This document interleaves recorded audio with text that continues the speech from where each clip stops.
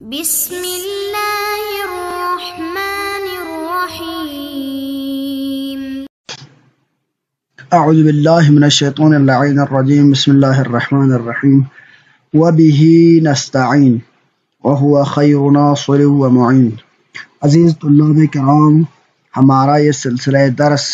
ہمارے پیارے نبی حضرت محمد مصطفیٰ صلی اللہ علیہ وآلہ وسلم کے بارے میں ہے۔ اس مسئلہ سابقہ کے ذیل میں ہم نے اعجاز قرآن کا بحث شروع کیا تھا، اور اسی کے ذیل میں ہم نے بہت سارے اور بھی مباحث سے بحث کیے تھے۔ ان میں سے ایک اہم بحث یہ تھی کہ قرآن کا یہ جو اعجاز جس کے ہم قائل ہیں وہ کس پہلو سے ہے۔ تو اس میں ہم نے کہا تھا کہ ہر بندہ جو جس فیلڈ کا ماہر ہو اسی فیلڈ کی طرف نسبت دیتے ہیں اور کہتے ہیں کہ قرآن اس پہلو سے معجزہ ہے، لیکن ہم نے قول حق کہ علامہ اور خواجہ کا نظریہ تھا، اس میں ہم نے کہا تھا کہ قرآن کا معجزہ ہونا صرف ایک جہات سے نہیں ہے، بلکہ قرآن تمام جہات سے جو جہات اس سے متعلق ہے ان تمام جہات سے قرآن معجزہ ہے، اور اس کا اعجاز اس حد تک ہے کہ ہر فن کا مولا، ہر فن یعنی چاہے کوئی بندہ جس فیلڈ میں بھی ہو، وہ جس فیلڈ میں بھی یعنی اعلیٰ درجے پر فائز ہو، وہ اپنی فیلڈ میں قرآن کا مقابلہ نہیں کر سکتے۔ اب آئیے دیکھتے ہیں کہ ہم ان میں سے چند ایک نکات کی طرف ہم اشارہ کرتے ہیں کہ جب آپ نے کہا کہ قرآن ہر پہلو سے معجزہ ہے تو اس کا آپ کے پاس کیا دلیل ہے۔ تو اسی کو ہم نے بیان کرنے کے لیے قرآن کے چند پہلو جو کہ جس لحاظ سے قرآن معجزہ ہے ان پہلوؤں میں سے چند ایک کو ہم ذکر کریں گے، کیونکہ تمام کو ذکر کرنا ہماری علمی وسعت، وقت اور تمام جہات سے نامناسب ہے، لہذا ہم ان میں سے چند ایک پہلو کو ذکر کریں گے۔ ان میں سے ایک پہلو کیا ہے؟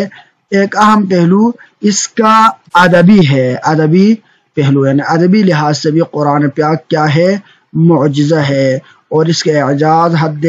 کمال تک ہے۔ جیسے کہ ہم نے اسی چیز کو بیان کرنے کے لیے سابقہ مسئلے میں ہم نے فصاحت و بلاغت کی تعریف کی تھی، اور اس کے لیے چند ایک اہم کتابوں کا ہم نے آپ کو حوالہ دیا تھا کہ ان کتابوں کو آپ پڑھیں اور ان کے ذریعے سے آپ اس چیز کو پرکھ سکتے ہیں کہ قرآن کا حد اعجاز اور کمال کس حد تک ہے۔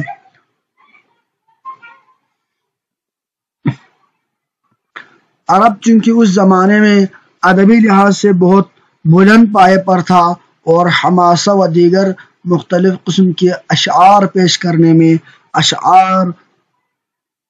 ادب اور فصاحت و بلاغت میں ایک اعلیٰ مقام رکھتے ہیں۔ اس کی یعنی جو کلام کی جو دو قسمیں ہیں، نثر اور دوسرا شعر، تو ان میں سے نظم والے پہلو میں عرب بہت آگے تھے، اور ویسے عربی زبان بہت فصیح یعنی بلیغ اور ان کا لہجہ بہت فصیح تھا، لہٰذا اس وجہ سے قرآن جو اس دور میں نازل ہوا اس میں انہی چیزوں سے کہ حماسہ و دیگر جنگی امور اور مادی چیزوں سے ہٹ کر قرآن نے علمی مطالب، عفیفانہ چیزیں اور روحانی و عرفانی، اعتقادی و اخلاقی مختلف پہلوؤں سے بہت ساری چیزوں کو عربی جو شاعری ہے، عربی جو بلاغت و فصاحت ہے لیکن محدود تھی دور جہالت میں، جنبہ حماسہ و جنگاوری و شمشیر و رجزہائے جنگی وغیر ذالک، اور تمایلات غریزہ یعنی خواہشات کے اوپر اپنی خواہشات اور نفسیات کو اشعار کی شکل میں بیان کرنا، جیسے کہ عورت، شراب، عورت کے آنکھ، ان کے گیسو، مختلف قسم کے مادی اور فضول چیزیں، ان تمام چیزوں کو اشعار کے پہلو میں، اشعار کے ذکر میں پیش کرتے تھے۔ تو اگرچہ اس کا اسلوب، بیان، صناعت اور ترتیب بلاغت ہوتے تھے، لیکن ان کے معانی فضول و فحاشیات پر مبتنی اور مشتمل ہوتے تھے۔ لیکن قرآن نے نہ صرف اس لحاظ کو کہ فصاحت و بلاغت کے لحاظ کو زیر نظر رکھا اور اس پہلو پر بات کی، بلکہ دوسرے پہلوؤں سے بھی قرآن نے اس چیز کو واضح طور پر بیان کیا کہ اس کو معانی اور اس کے مضامین کو بھی بہت اعلیٰ اور بلندی کی طرف لے کر گئے کہ اعتقادی، عرفانی، اخلاقی بہت ساری چیزوں کو دل نشین عبارات میں، پرکشش بیان میں قرآن نے بیان کیا اور بہترین انداز میں فصاحت و بلاغت کو اعلیٰ اور روحانی چیزوں کی طرف لے کر گئے۔ تو لہذا قرآن نہ صرف عبارت بلکہ اس کے مضامین کے لحاظ سے بھی اس میں اعجاز موجود ہے، اور قرآن نے چیلنج کیا لوگوں کو کہ اس جیسا اگر کوئی لا سکتا ہو تو لا کے ہمیں دکھائے۔ مگر عرب اپنی تمام کاوشوں کے باوجود اس چیز میں قرآن کے مقابلہ، فصاحت و بلاغت کے پہلو میں قرآن کے مقابلہ کرنے سے عاجز رہے، اور انہوں نے اپنے عاجز کا انکار کیا، اور قرآن کے مقابلے کے لیے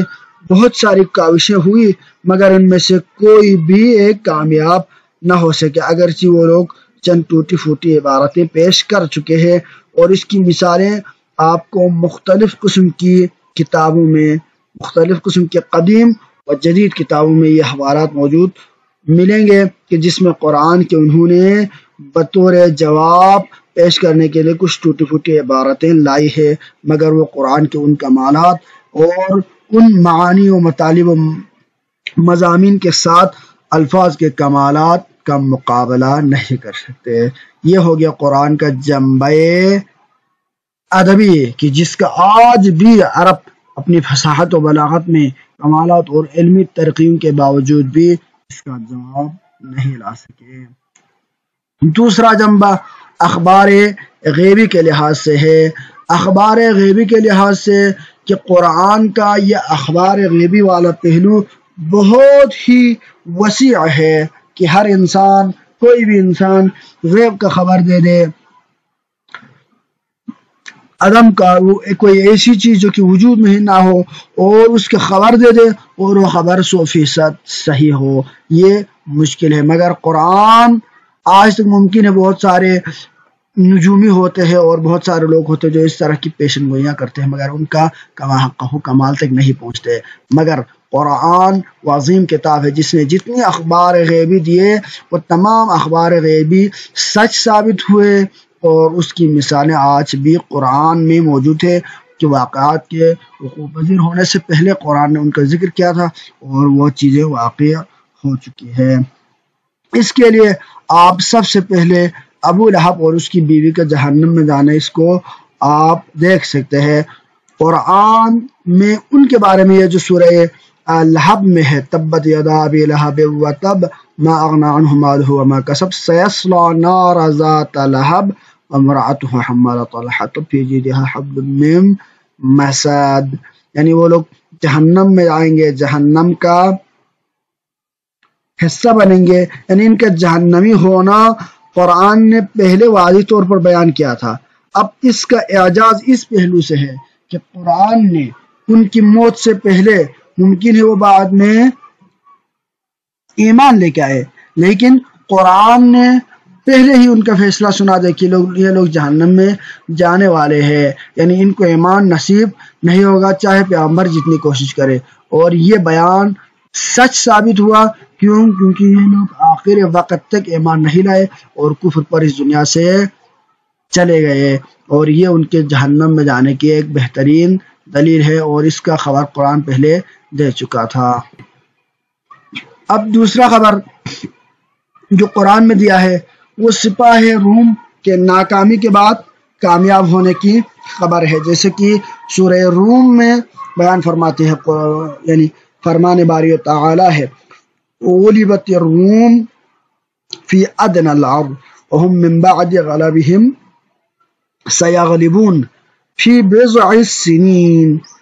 یعنی غلبت الروم، یعنی روم کیا ہوگا، روم کو شکست ملے گی، یعنی پہلے ان کی ناکامی کی بات ہو گئی۔ فی ادنى الارض یعنی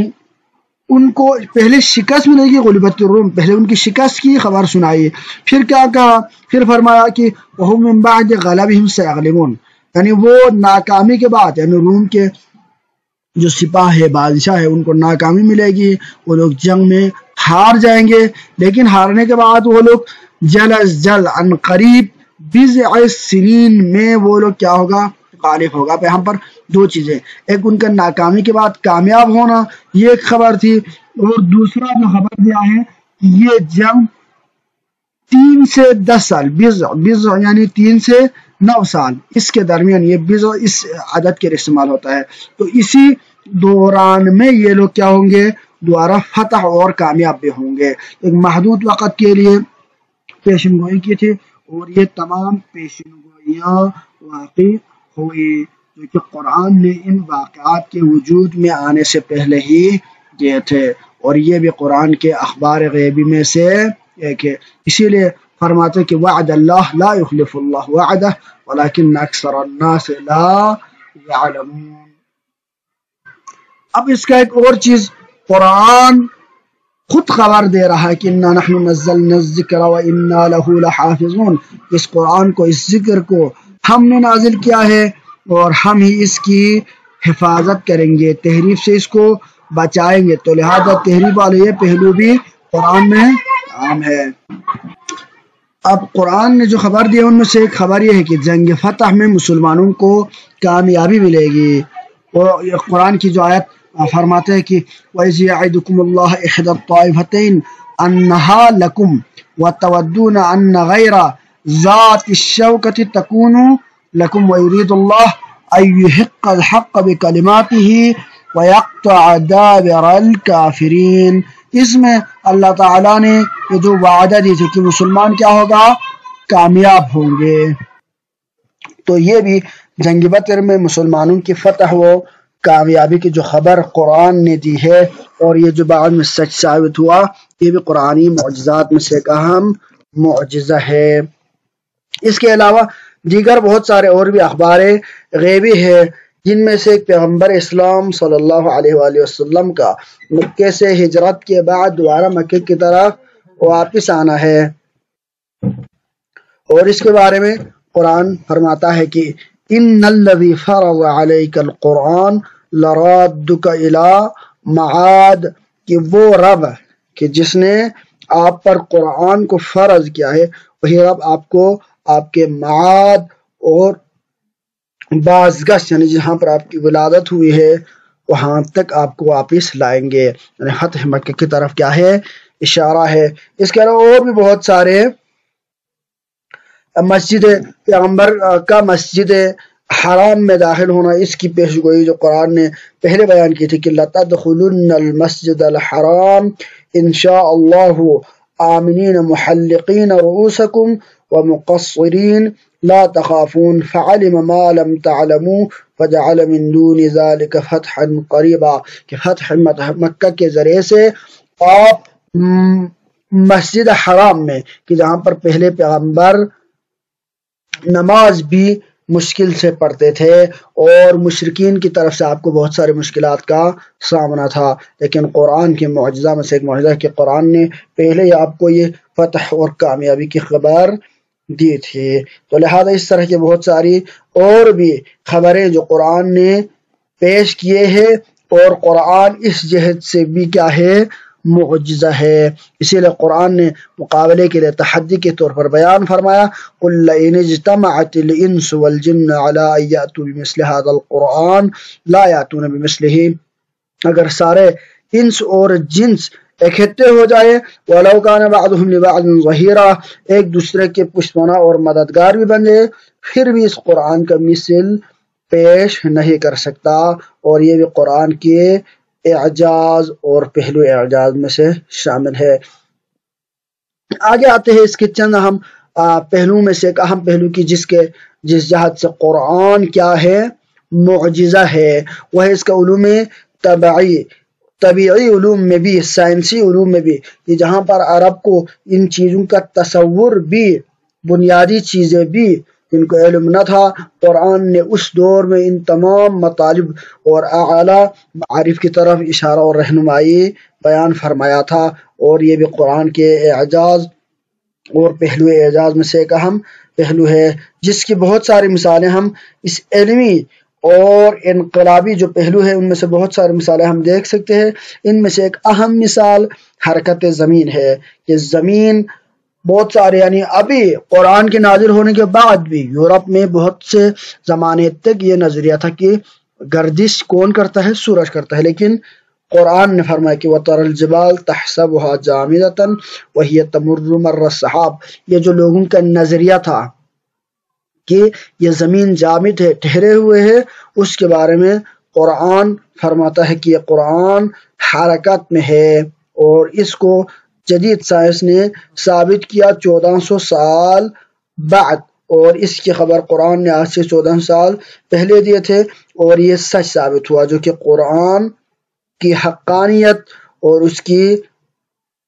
حقائق کے اوپر کیا ہے؟ بہترین دلیل ہے۔ اس کے علاوہ گریویٹیشنل فورس، شاید اس کے بارے میں شاید یہ آیت اشارہ ہو کہ الذی رفع السماوات بغیر عمد ترونها، کہ ایسے سکون کی جس کو تم دیکھ سکو، ایسے ستون کے بغیر۔ تو یہاں پر گریویٹیشنل فورس ان چیزوں کی طرف کیا اشارہ کیا ہے۔